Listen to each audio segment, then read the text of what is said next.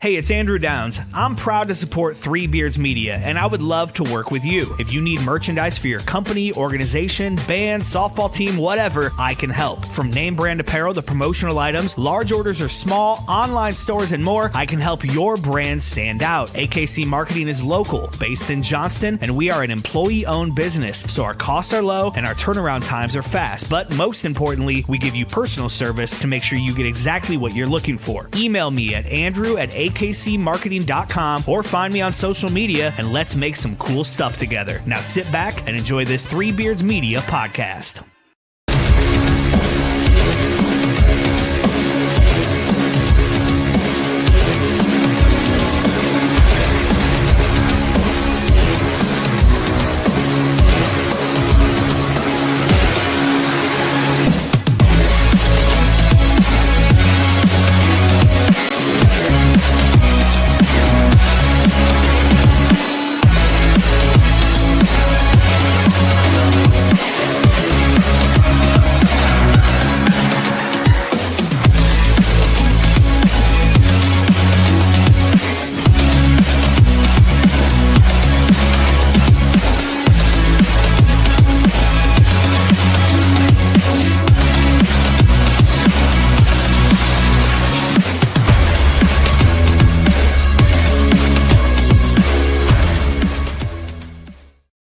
Good evening, everyone. Welcome back. I'm Andrew Barber with Drew Shipley here, Hawk's Eye View, Season 3. We're starting off Season 3 with our postseason wrap-up for football and coming off a little bit of a holiday break. How were your holidays, Drew?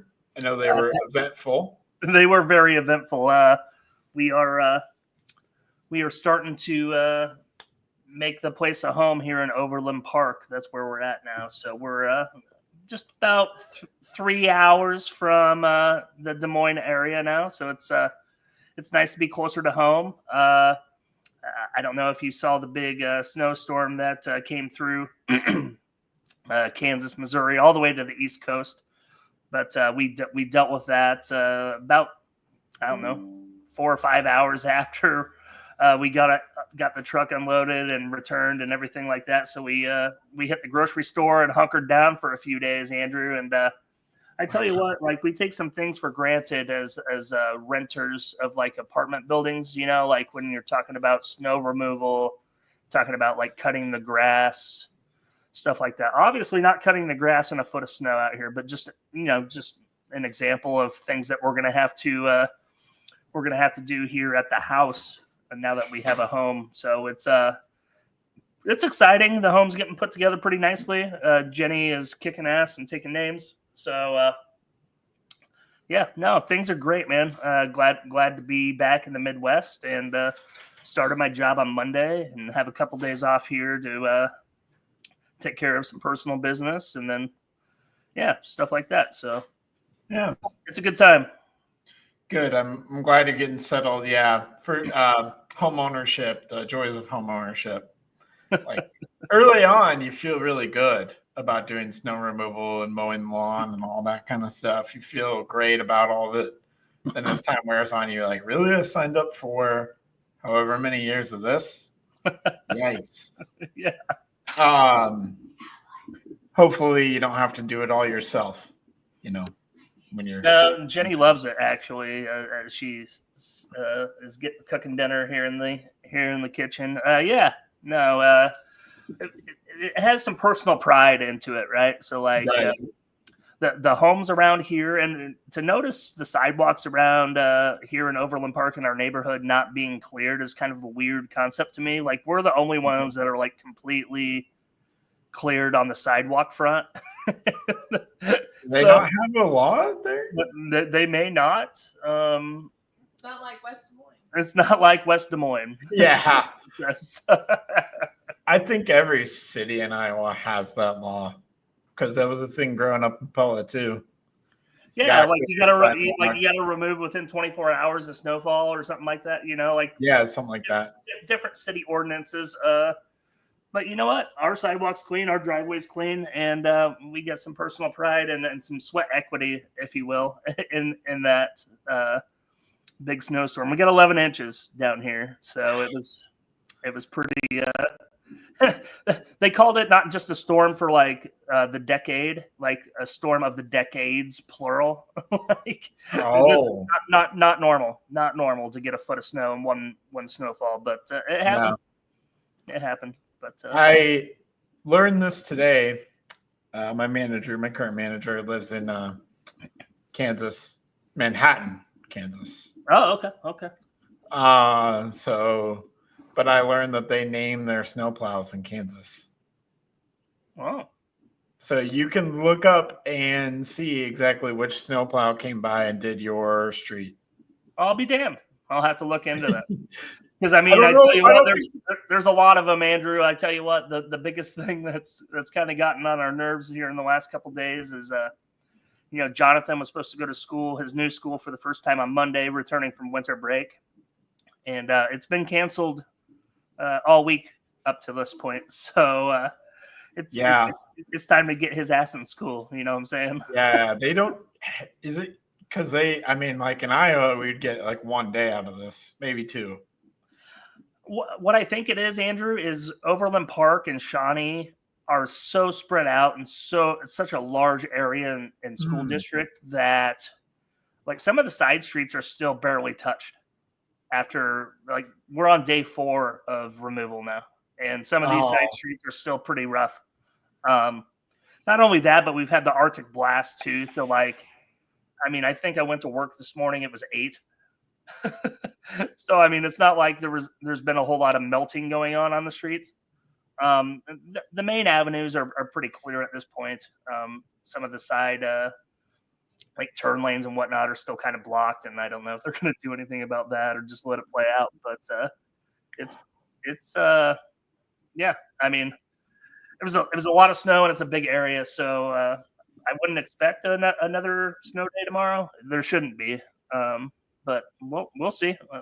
Getting used to our new normal here. Yeah. All right. Well, that's a perfect segue into a new normal for the Iowa Hawkeyes, which is good quarterback play? ? Mark Gronowski coming up from the FCS. I'm glad that you're starting off with this, Andrew, because I have thoughts, but I will let you lead into it. Okay. All right. Well, Iowa acquired via transfer portal Mark Gronowski. Everything that I know about his decision was Iowa or the NFL. Chose to come back to college, go to Iowa. Won 2 national championships at South Dakota State, thrown for over 10,000 yards, rushed for about 1,800. The man has like 130 total touchdowns in his career, 93 touchdowns against 20 interceptions. It's, again, thrown for 10,000 yards in 4 years. It's a pretty impressive resume. Won the Walter Payton Award, which is the FCS version of the Heisman, in 2023. Looked at the tape, looked at what some people have had to say about him. Our guy, Rob Donaldson, I follow him religiously. Did a nice film breakdown of what the pros and the cons are of Mark Gronowski. The way he described him, I really liked, was a lot of the physical tools of Anthony Richardson, but maybe not the arm strength of Anthony Richardson. Obviously different from a leadership, mental capability too. I think that's probably the biggest asset to me here with Mark Gronowski is I think the leadership aspect. Guy's just a winner, flat out winner. So I like this. So you kind of had the lead there where it was either NFL or Iowa. Yep. Right. So deductive reasoning tells me he's coming to start. Yeah. He's coming to start. This isn't Hank Brown. This isn't Jackson Stratton. This isn't either of the Sullivans' job. I mean, maybe it's a competition. Maybe it's an open competition between Brendan Sullivan, Hank Brown, Gronowski. Gronowski, yeah. I want to say Gronkowski for some reason, and I know there's a K, but it's just further on down the name. But so, the writing's on the wall, I think, for that he's coming to start. Otherwise, he would have just went to the NFL, right? Yep. I guess I don't know what he looks like as a prospect because I haven't watched a lot of FCS football lately. I mean, what did he pass for 2,500 yards this year? 2,700, 23 touchdowns, 7 interceptions. And we're talking, what are we talking there? 14 games through the FCS playoffs? Yeah, they didn't make the championship. They lost to North Dakota State. The eventual champion. The eventual champion. You also made a comment that he's a winner. Winning hasn't been a problem at Iowa.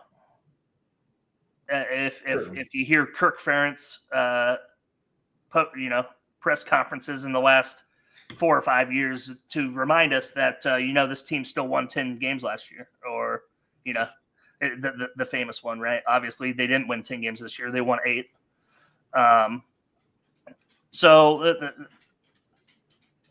We didn't recruit this kid out of the transfer portal to win football games. I think we recruited this kid to be more balanced on offense. Yeah, for sure. Have a threat of a passing game. Yeah. Oh, yeah. Have more than a threat. And I guess I just don't know what that looks like in Division I football, what that looks like in Big Ten football. I don't know because I haven't seen him play, Andrew. I haven't, to be fair. Yeah, you haven't seen him play. I haven't. I won't sit here and say I've watched a lot of South Dakota State. I have gone back and watched some highlights, some South Dakota State game film. I've watched what other people have had to say about Mark Gronowski. Matt Miller of ESPN, formerly a Bleacher Report draft expert, put out a tweet that said that this is the best quarterback that Iowa's had in a long time. I firmly am of the belief that this guy is going to be the best we've had since Beathard. I saw you post that on the socials. I saw you say that. I wanted to pump the brakes on it. On it just for the fact of the level of play. You know what I mean? Like, yeah, I get it. I get it. I mean, O'Rourke played great at Indiana until he played a team that was worth a shit. You know what I mean? Like, right. He looked great until he played Ohio State and ran into Buzzsaw. I want to see it. I want to see it at this level. I mean, I'm with you. I'm with you on that. I like the years he's played as a starter. I like the fact that he's been the Walter Payton Player of the Year. I mean, national champion, 2-time national champion, good pedigree. But I want to see it at this level, I guess. So I want to pump the brakes, but I don't want to be like a Debbie Downer or be a devil's advocate either. Or like, man, like I get it. Like, we're looking for a quarterback. We landed one. But, like, why wasn't any other Division I football team? Why was it Iowa or NFL? Like, if he's an NFL prospect, why isn't any other Power 5 team, or why wasn't, I guess, not isn't now because we landed him. Why? You know what I mean? So yeah, I know what you mean. What I know to be true is that he's really close with his family. He's from Naperville, Illinois. So being close to home and having the opportunity to be a starter in the Big Ten is something that he's always dreamed of. He's always dreamed of playing in the Big Ten Conference. Okay. I know for a fact that USC and Miami did try to get involved late in the game. I know. I knew Miami was late in the game. I didn't know that, actually. Yep. Yeah, USC and Miami tried to start a bidding war there. So I guess that, to me, that indicates that Lincoln Riley and Miami wanted him, and they just had Cam Ward. The other thing is Iowa recruited Mark Gronowski as a preferred walk-on out of high school. So the relationship was already there. It already existed. And Western Michigan recruited him when Tim Lester was the head coach at Western Michigan. Wow, I didn't know that. That's okay. So he visited both Iowa and Western Michigan as a high school senior or junior. I can't remember. And then Iowa chose Deuce Hogan over Mark Gronowski. So, and where's Deuce playing now? Yeah, nowhere. I don't know if Deuce is even in football. And did you see that Marco Linez went to Elon Musk picked up Marco Linez? Yeah. I'm kidding. Elon's school. So I get what you're saying. But like USC or Miami would have loved this guy to be their starter. So okay. As far as the NFL draft goes, everything I saw that he was late day 3 or undrafted. Which at that point, if you make a roster as an undrafted free agent, the max you make is $785,000. And I think that's the consideration here is he's going to make more than that from Iowa's NIL. Oh. I don't know the official number, but he's going to get over $1 million. Okay. From Iowa's NIL. And then be in the same spot next year. If he plays poorly, he'll be on the undrafted late day 3. Or if he plays really well, he'll bump himself up into maybe day 2.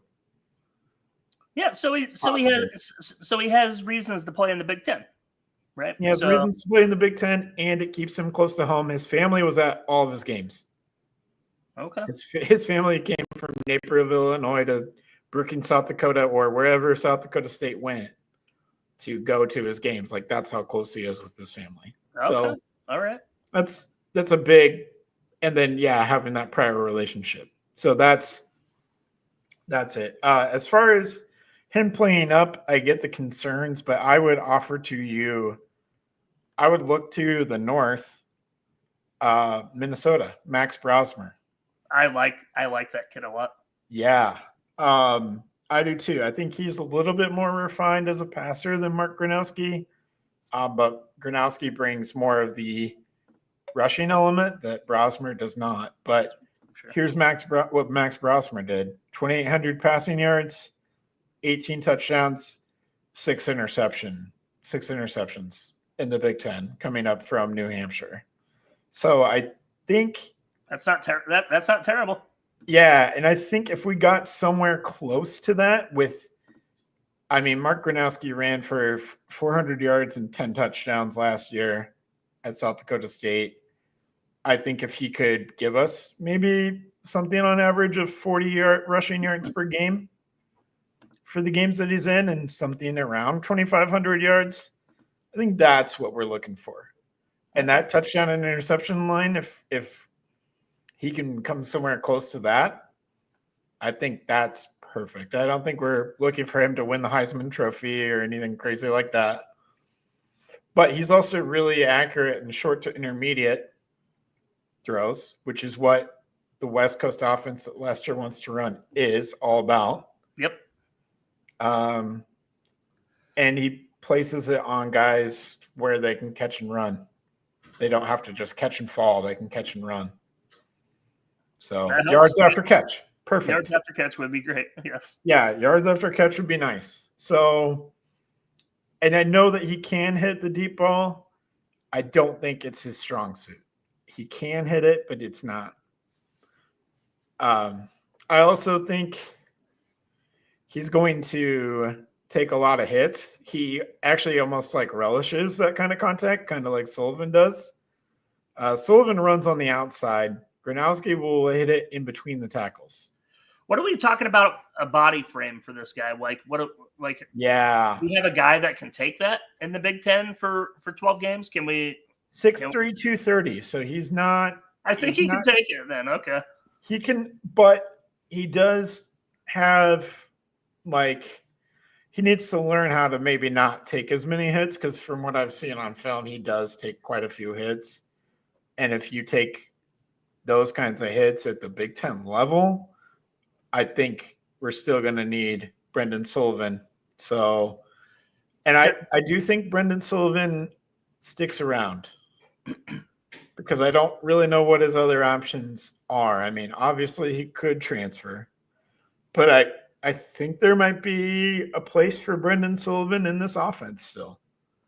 Back to the red zone packages and the red zone packages. Yeah, I think so. Okay. Maybe. Do we know anything about injury history with Gronowski? Yeah, so you'll remember he played us in the 2022 7-3 game. He was the quarterback. And I've seen Iowa State fans making fun of his stat line saying, "Oh, he looks like an Iowa quarterback." What they won't tell you is it was his first game back off of an ACL injury. Okay. But he's now 2.5 years removed from that with no issues. Okay. So, there is an injury history there, but it's not the same injury history that we inherited with Cade McNamara. Okay. Also not the same player as Cade McNamara. No. Definitely more mobile. I'm not saying this guy is Lamar Jackson or anything crazy, but he's definitely more mobile. So, okay. All right. I would say mobility-wise, probably a little bit more mobile than Brendan Sullivan.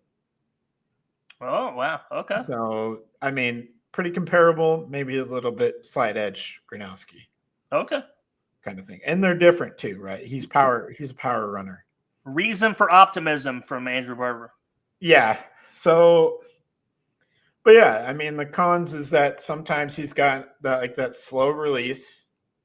I've seen it on tape. There's kind of a extended delivery there. Okay. So that's maybe a concern, and he kind of hangs it up there a little bit.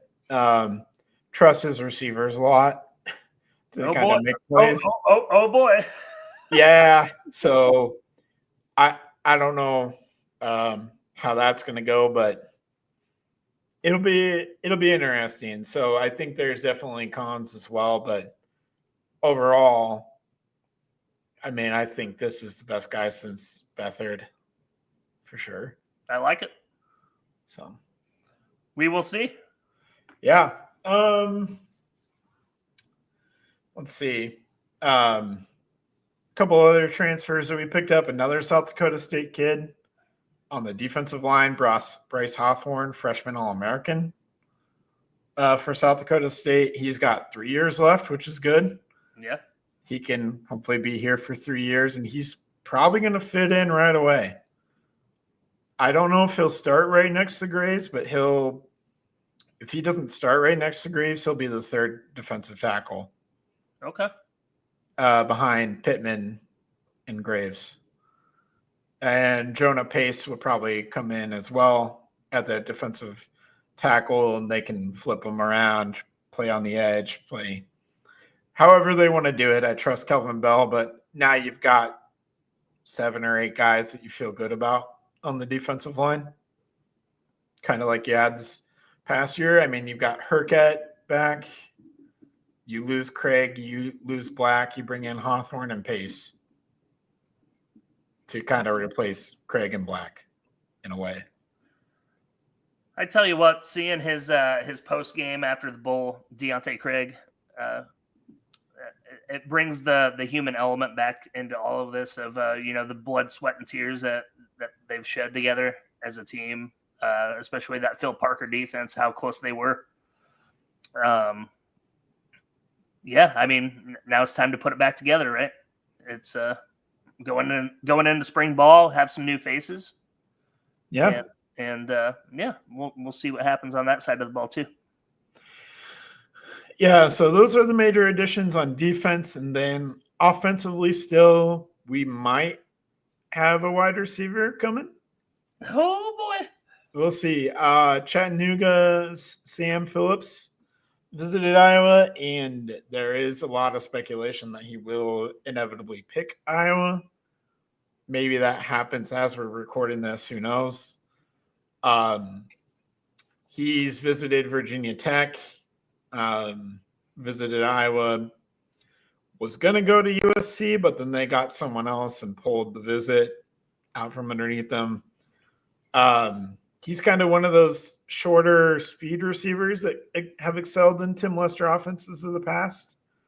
5'9", speedy little guy. So I think he'd be a good add, someone that would figure into the rotation at wide receiver.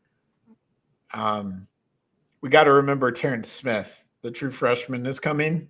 Okay. 4-star wide receiver, 6'4", 225 as a true freshman.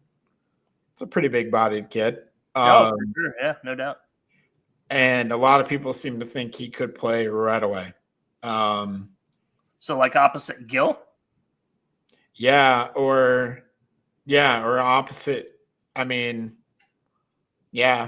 think Is it safe to say Gill's number one going into spring? Gill's our best wide receiver going into spring. I think, he's probably our wide receiver one, technically, if you want to label it that. I don't know if we have a true wide receiver one in the sense of the wide receiver, how people think of it.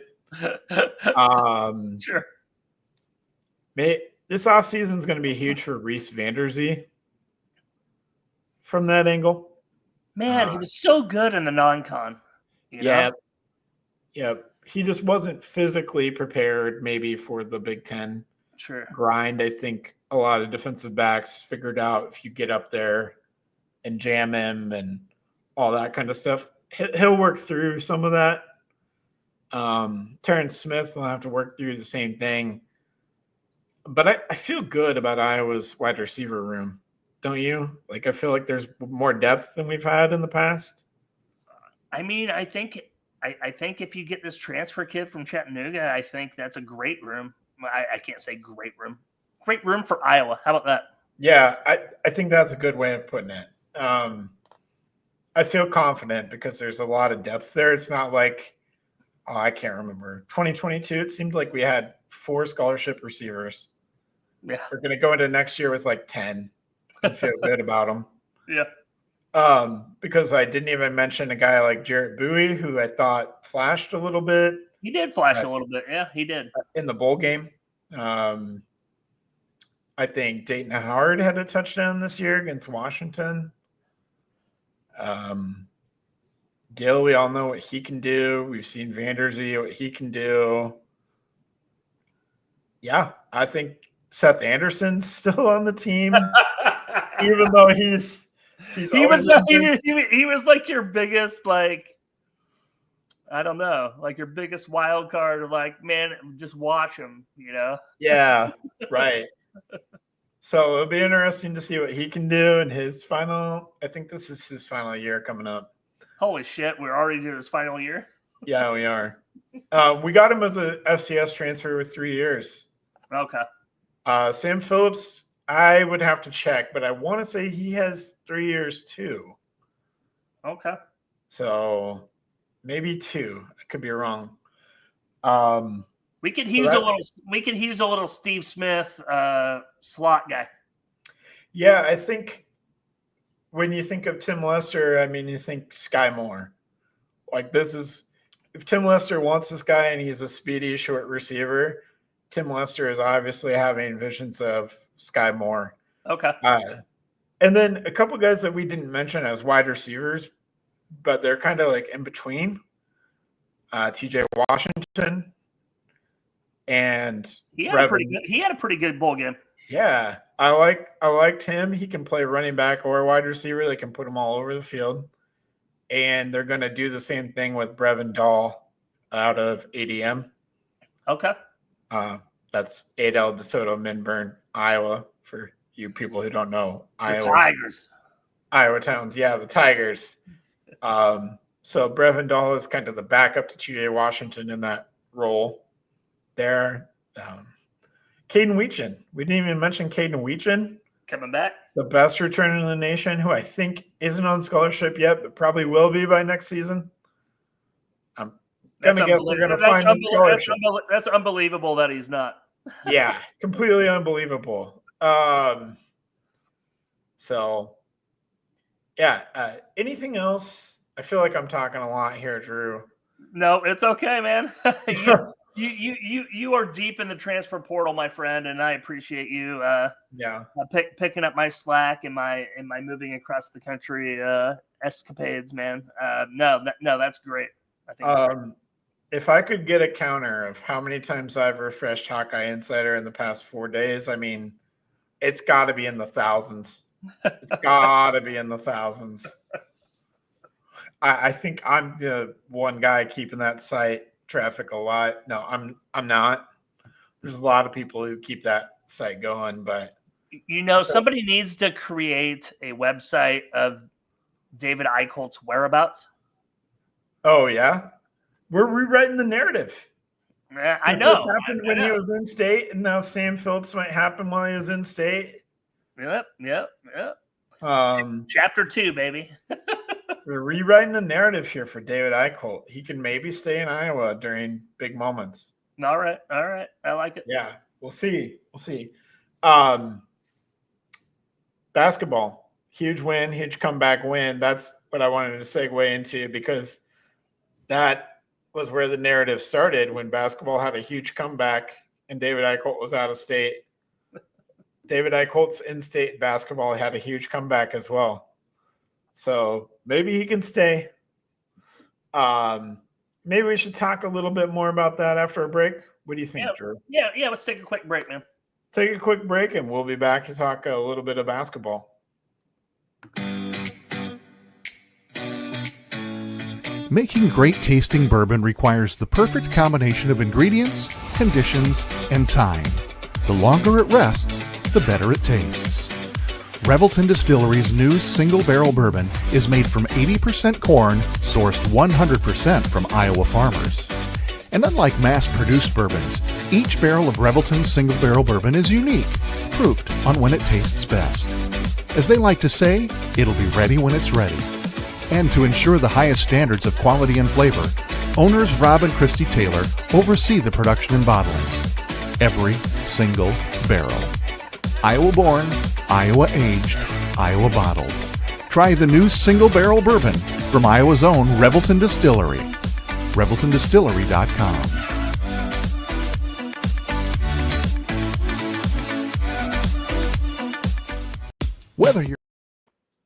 Whether you're buying, selling, or refinancing your home, or if it's simply time to renovate the one you're already living in, you need an experienced mortgage professional to help you analyze your financing options and to make sure the closing goes smoothly. And that's exactly what you get when you call Kyle Lehman at Wintrust Mortgage. Kyle's experience and expertise, coupled with Wintrust's rates and programs, ensures you'll get the mortgage that's right for you. You may even qualify for down payment assistance. Before you reach out to a realtor, call Kyle and get pre-qualified, empowering you to start shopping for the home of your dreams. Call Kyle at 515-473-0546. Kyle Lehman Wintrust Mortgage, 515-473-0546. In 2023, a crack Green Beret named Dan Douglas retired his military command and promptly escaped to a full-time career in real estate. Today, this man is wanted by home buyers and sellers who want to survive the process without spending a fortune. If you have a home to sell or want to buy one, maybe you can hire Dan Douglas at Green Beret Realty. You can find him at greenberetrealty.com. greenberetrealty.com. Hey, welcome back. And as we mentioned, Iowa men's basketball picking up a win over Nebraska in overtime after being down 15 and coming all the way back at home. I watched the entire game. Drew, we kind of talked about it. I don't mean to call you out. I know you had to get to work. So I went to bed, Andrew. Yeah, it's fine. It's fine. I started the Fire Fran hashtag, and I still might be on that bandwagon, but that was an electric second half, man. Yeah, it was. I think it had been referred to as the reverse Utah. I believe. Yes, We're on the same wavelength. I was about to say you just pulled off the reverse Utah. That was a great second half from Peyton Sanford. Just overall great game from Josh Dix. Oh yeah, he was I great. had to throw out there that they can't stop our Dicks. I'm sorry. I love it so much. It's the gift that keeps on giving, Dix. It really is, man. I'm pulling up the stats kind of as we speak so I can get Josh Dix's stat line right. I know he had 31 points, I believe, here. Can we just say why Peyton Sanford only took 2 shots in the first half? Yeah, I don't. 0 for 2. That was it. That's the stat I don't line. know. Yeah. So Josh Dix's stat line: 31 points, 7 assists, 6 rebounds, 4 steals, and a block, 1 turnover. That is one of the most efficient stat lines for a guard in the Fran McCaffrey era for sure. The turnover number is the biggest number of them all, I think. In my opinion. I mean, 1 turnover out of all that. I mean, that's excellent. Yeah, and he played every single minute of the game. Oh, all 45. Wow.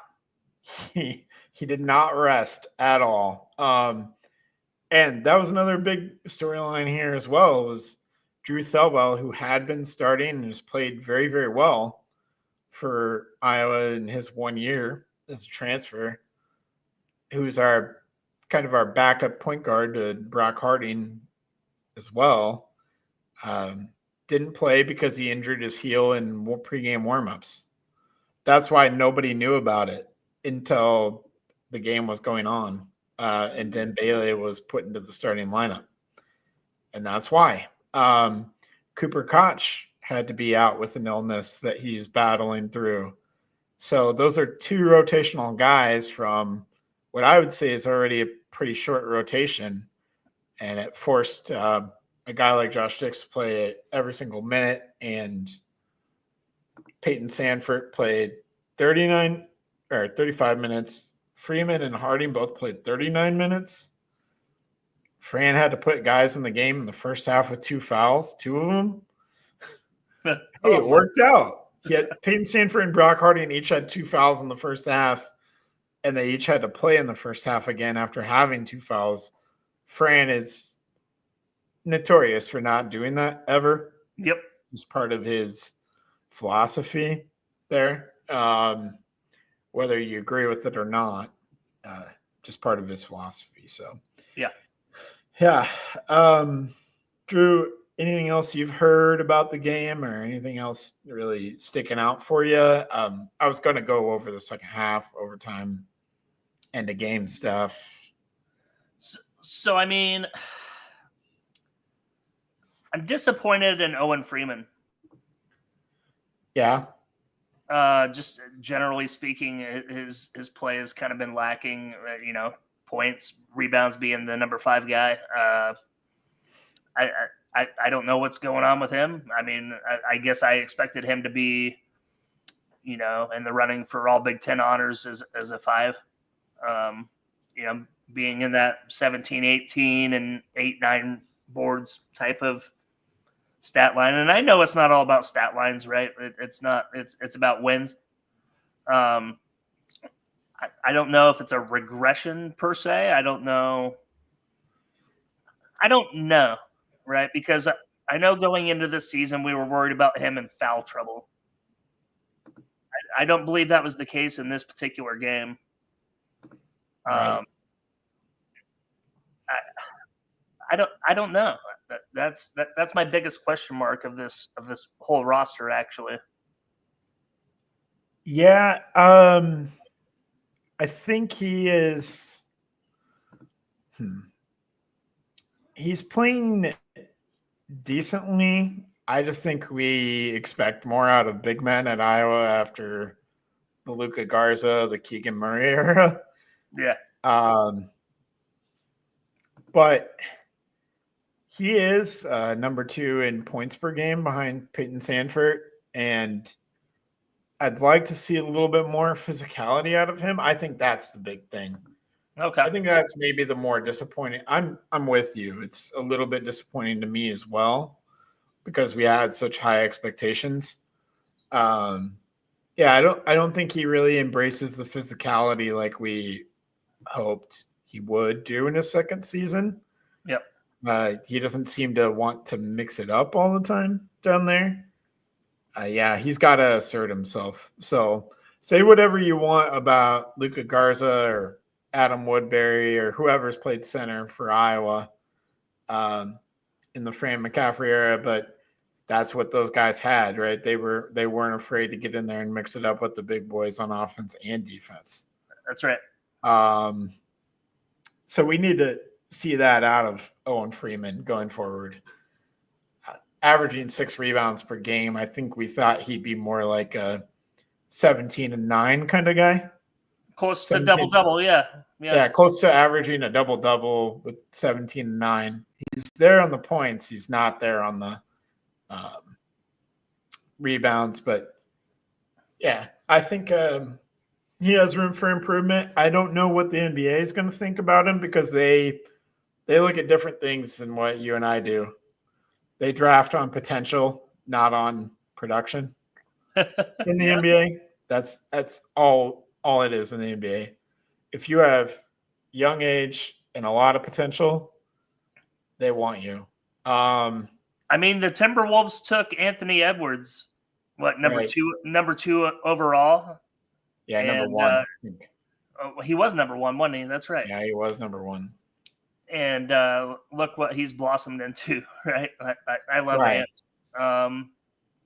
So, I mean, yeah. I mean, because he was really raw at Georgia, right? Freshman coming into the draft. Yeah. I don't know. Does Fran lack the ability of development per se, or like he's just getting these raw players in there, and are they really getting better as time goes on? Obviously Luka Garza has. It's a case by case basis. I think he played a huge role in the Murray twins and Luka Garza, and I'll say Josh Dix. I'd say credit to Fran on that one, and probably more likely Matt Gatens. I think Matt Gatens has been huge for Josh Dix. But I'm sure there's plenty of other examples even going beyond that. I think development is pretty strong. Okay. If anything, I would say the recruiting on the front end, he's not always getting the most talented guys on that end. He swings for a lot of big fish, but ends up not hitting them. Sure. Because he's swinging for big fish, but he's really good at identifying guys, I would say, too. Okay. But I think that's picking up. We talked about last year's freshman class. The guys coming in as freshmen this year, I like. That kind of leads me into my next point. We got a surprise midseason transfer today from Miami, a former four-star Isaiah Johnson Aragu. IJA is what we're going to call him on this show. Okay. It's going to be easier for Iowa fans to just call him IJA. So did he get a free transfer because of the Larinaga reservation? Larinaga, yep. Free transfer. Okay. He's already enrolled in classes at Iowa. He can be with the team. He can practice with the team. He can't play. Okay. So he will have 3 years of eligibility starting next season. Okay. Traore will be back next year. I love what Fran's doing. I know that Fran also went to Florida to get a 4-star small forward from Florida as well. So who was down to Iowa, and I can't remember who the other schools were involved, but Joshua Lewis is the name, and I'm really excited. I think he can play. He's a small forward probably, but he can play more of the shooting guard role. Okay. But a lot of explosiveness too. IJA has a lot of explosiveness too. So like Tyler Cook? Yeah, maybe, but maybe different than that because he's more of a wing. Okay. Tyler Cook's more of a post player. IJA and Lewis are both wing guys, and Traore. I mean, I would say like a more refined Seydou Traore is how I would define this guy. Okay. And his best attributes are defense and rebounding. Oh, defense. We can use that. Hey, same thing with this Lewis guy, defense and rebounding. Same thing with Tadjo, who came in this year, defense and rebounding. And then we've got two centers coming next year in Diakite and Briscoe, who are 6'11", and their best things, defense, rebounding, shot blocking. So Fran's not recruiting offensive first guys anymore. That's interesting. Recruiting guys that he believes are great athletes with defense and rebounding as their main thing. Okay. So I think he believes, and I would say rightly, that he can figure out the offense. I never question Fran offenses. I don't think anybody ever questions a Fran McCaffrey offense. No. We only question the defense and the rebounding. So, and you got to think that next year we'll have Owen Freeman and maybe Dix back. I don't know. It depends on what the NBA says about those guys, to be honest. I think Dix is too small for the NBA game, if I'm being honest. At the 2 guard, 6'5" is a little bit short, maybe. Probably have to fit into the right system, but I like what he's kind of shown with that step back 3 that he's shown has been awesome. I guess I'm talking about the body. Yeah, he's a shade under 200. Shade under 200. He's a skinny mini. I think he can get away with it. I think he can probably bulk up a little bit too. Just gotta get on the right team. I definitely have seen taller, lankier dudes in the NBA. That's true. So we'll see. Chet Holmgren. Yeah, right. I don't know. I think next year has a lot of potential now with all the guys that Fran's bringing in, and I do think that the transfer portal will be a huge consideration because we need a point guard to replace Thelwell and a center to back up Freeman. All right. So I don't know. But huge win for Iowa. We needed it for our NCAA tournament chances. Got to 2-3 in the Big Ten, right? 2-2, I believe. 2-2. Yeah, 2-2. Looking to get over 500 on Saturday night. Indiana coming to town. Carver Hawkeye. We've had some interesting games with Mike Woodson in the Mike Woodson era of Indiana. He's just a weird dude. Yeah, and Indiana came into this season with a lot of high expectations. Haven't necessarily lived up to those expectations, but they're also kind of getting on a winning streak here coming into this game. And I think they've maybe figured out their lineup as well. Indiana, we talked about this before the podcast. You and I were talking a little bit, but Indiana has just a lot of big guys to sort out. They have Umar Ballo, who started his career at Gonzaga, went to Arizona, and now has transferred to Indiana. And Baco is back, and Malik Renew is back. I think they moved Malik Renew to the bench because for a while they were starting 7-foot Mbako and then 2 6'10" guys. Oh, jeez. They were starting 3 guys 6'10" or above. And then they realized maybe we should put guards on the floor. And we should put one of our 6'10" guys on the bench. So they moved Renew to the bench, brought him off the bench, and they play – Mbako kind of plays like a guard. So, and then they got Miles Rice from Washington State, who was the point guard that led Washington State to the second round of the NCAA tournament last year. That's right. So Miles Rice is the guy who kind of keys everything for them. So he's been good. Yeah, I am a little bit nervous because Indiana hits Iowa in their weak point, which is defensive rebounding. Kind of like we saw in that Wisconsin game where over and over and over again, Wisconsin was getting every offensive rebound. We saw it last night against Nebraska. I mean, we're giving up an offensive rebound on like 1 in every 3 shots.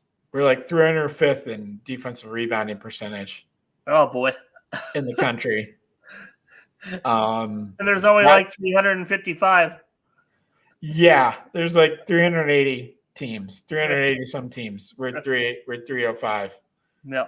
That's not where you want to be in the Big Ten. And that's just not Iowa either, right? Like this used to be a squad that prided themselves in rebounding, especially on the defensive glass. Right. So, I mean, it's never been quite this bad. No.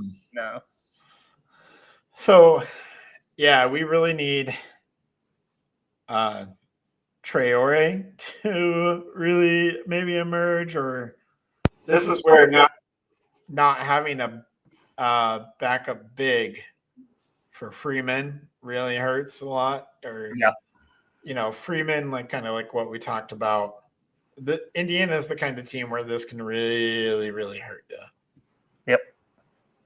So, yeah. I don't have a prediction. I'm gonna go ahead and say Iowa drops this one. Let's go 81-74. Okay. At Saturday night at 7:00, I think on Fox. I think Iowa will go ahead and pick this one up. I do think they will pull it out. I think it's going to be tough. It's going to be hotly contested like the Nebraska game was. I don't think they have a Bryce Williams there at Indiana. So I will take Iowa, and shooting well, I think we put 92 on Indiana. 92 to 81. Okay. All right. Yeah. I like the 81 number for Indiana, but I think it's 92 to 81. That's not the way that I thought that your prediction would go pre podcast. Okay. All right. Yeah,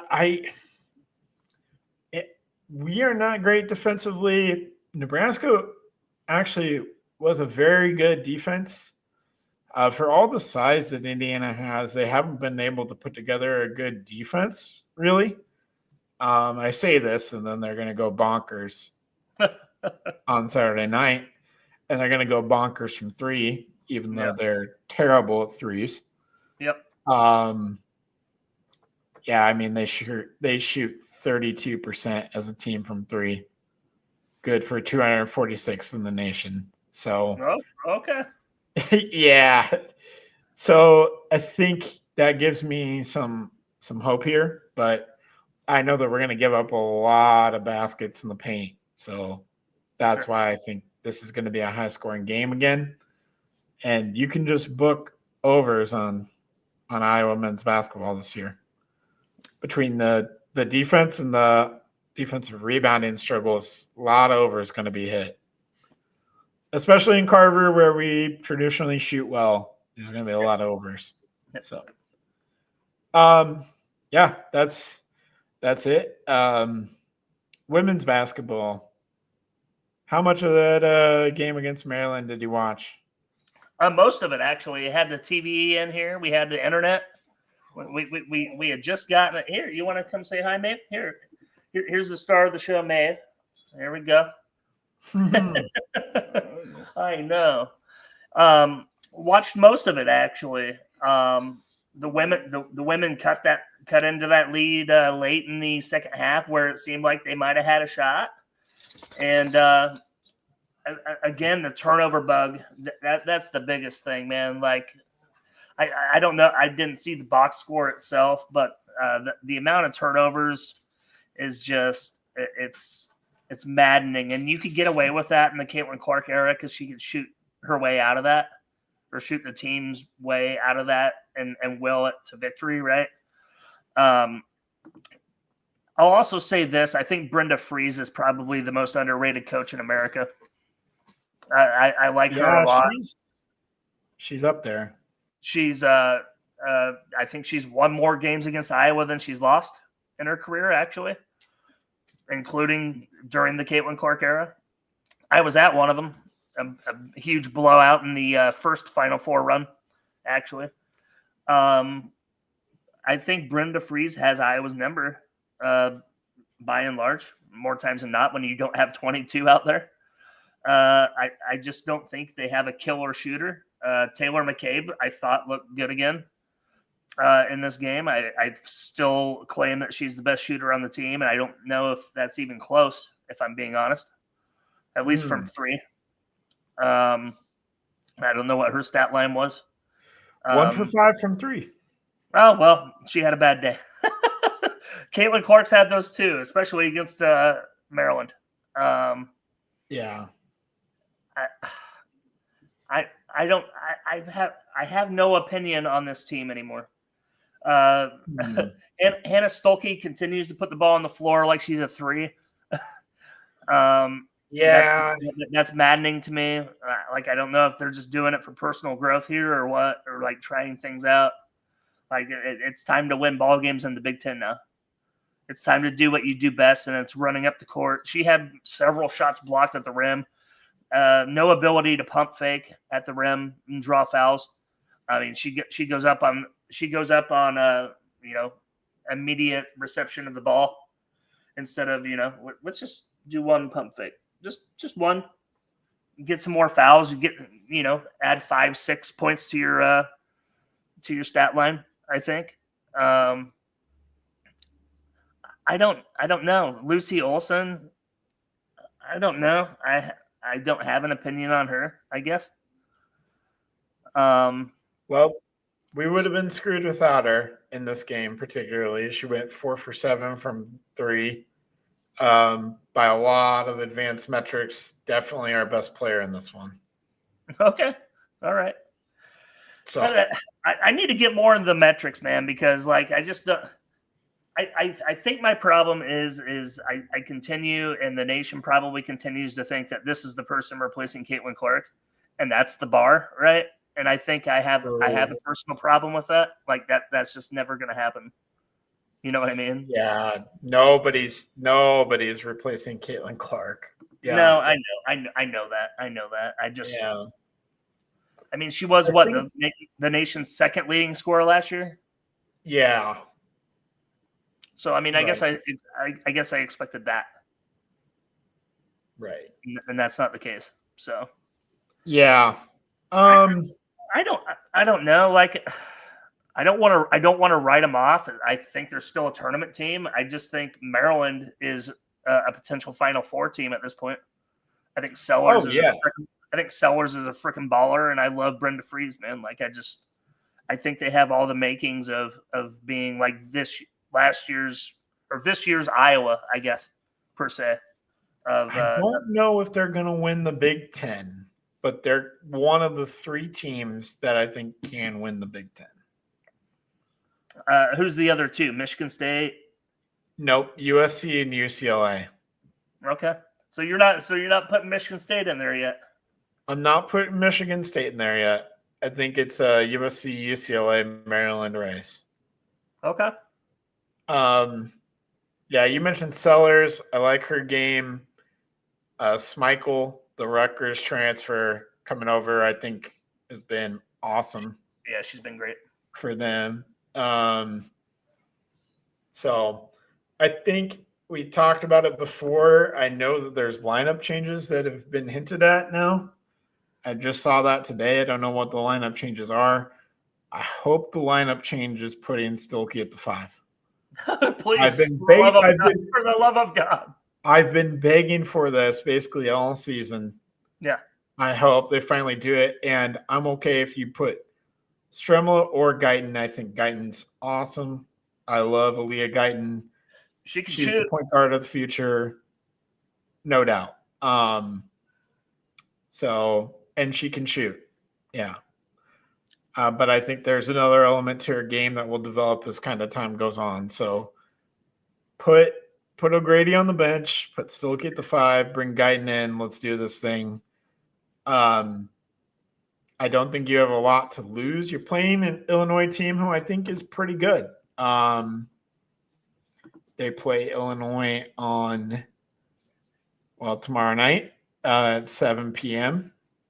Eastern, I believe that is. And yeah, Illinois is a decent team now. It's on the road. They're 11-4. They run a lot of players out there. They have 5 players in double digits, 1 and a 6 that's just a shade under double digits, and they full court press. So here's another team that full court presses. Here's another team on the road that full court presses. You struggled with it against Tennessee, Michigan State, and Penn State. And here's another opportunity for the Iowa women to show what they've learned, basically. And it calls for still get the 5, not being involved in the full court press scenario.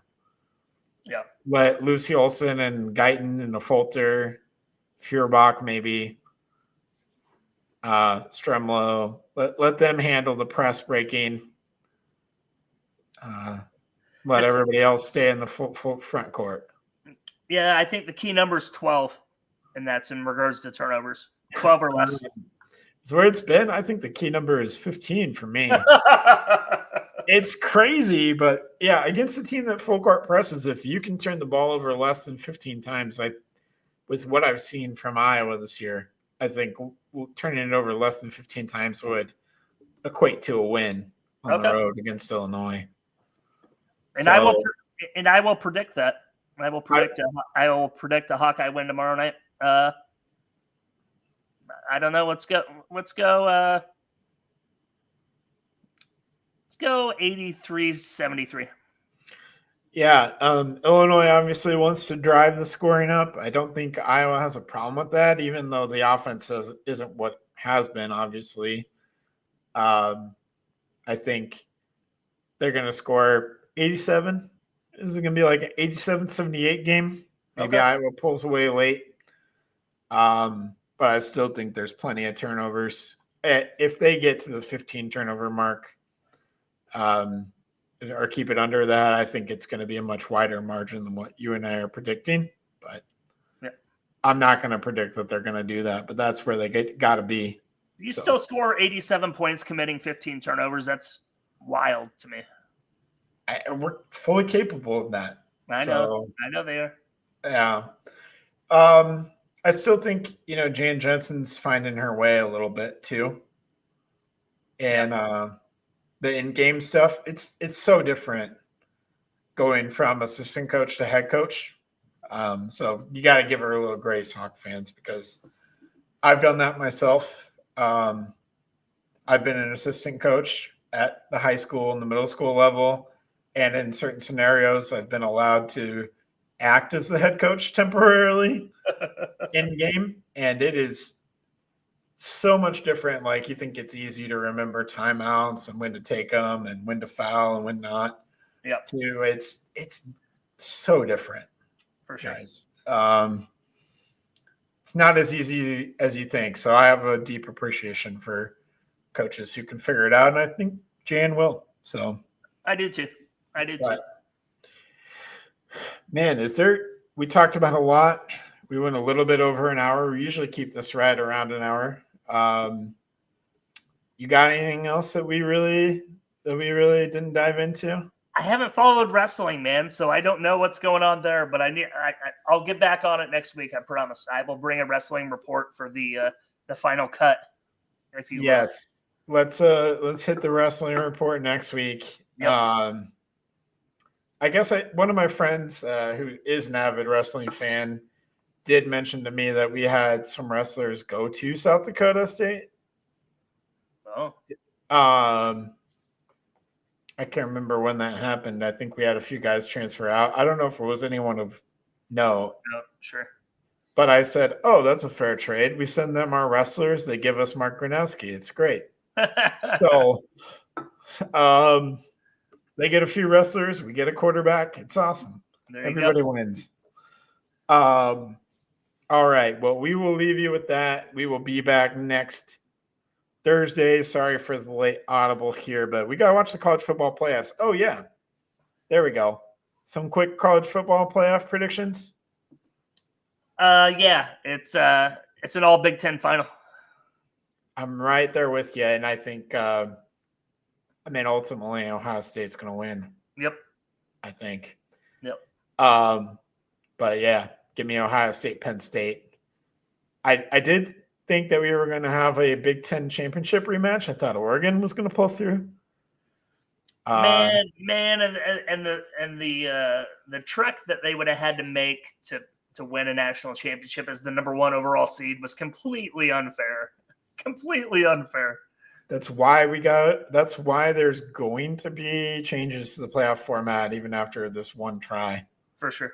Of the 12 team. They're gonna completely change the format on us next year. Yep. All right. Well, we're aligned on that. We'll be back next week, Thursday night at around 6 p.m. Central Standard Time. Thank you as always for listening. Drew, always good talking with you. Have a great night, and go Hawks. Go Hawks.